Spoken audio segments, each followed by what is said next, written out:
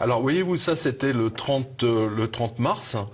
Et c'est donc l'ancien Premier ministre anglais, Gordon Brown, qui a demandé à tous les présidents de pays ou premiers ministres de pays de rendre leur pouvoir, de donner leur pouvoir momentanément, c'est ça qui est intéressant, à un gouvernement mondial. Alors ensuite, vous avez Tony Blair, il demande, donc, bien entendu, le gouvernement mondial, mais surtout, il demande un passeport global. Donc, c'est-à-dire que dans votre carte d'identité, en fait, vous aurez votre identité et surtout vos vaccins. Et l'idée de base, c'est ce qu'a déclaré le ministre des Transports allemand, comme le ministre des Transports anglais, vous le retrouvez dans tout ça. Vous ne pourrez pas prendre un avion ou un TGV, par exemple, si vous n'avez pas votre passeport avec les vaccins. Et sur la notion de vouloir faire un puçage électronique mondial des citoyens, Le Monde répond que ce n'est pas exact. Il y aurait un carnet de vaccination, il y a eu des essais de carnet de vaccination sous-cutané.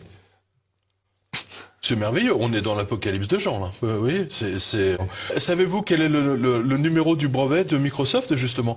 Ils ont fait exprès, si tu veux, pour que le brevet porte le numéro. Alors, ils n'ont pas réussi à obtenir 666, ils ont 66. C'est le principe, si vous voulez, d'une puce qui s'auto-alimente avec les mouvements et qui transmet en même temps des données. Donc, la volonté, il y a une volonté claire, si vous voulez.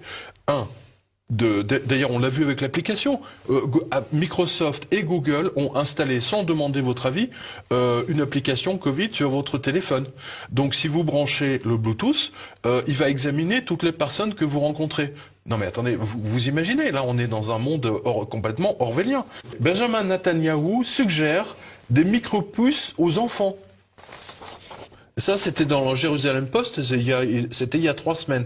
Ça veut bien dire que ce nouvel ordre mondial qu'ils veulent absolument installer, ils veulent absolument pucer les gens et leur mettre et leur inoculer le vaccin Bill Gates que la France a acheté. Et je précise que le ministère de la Santé a vendu toutes vos données à Microsoft.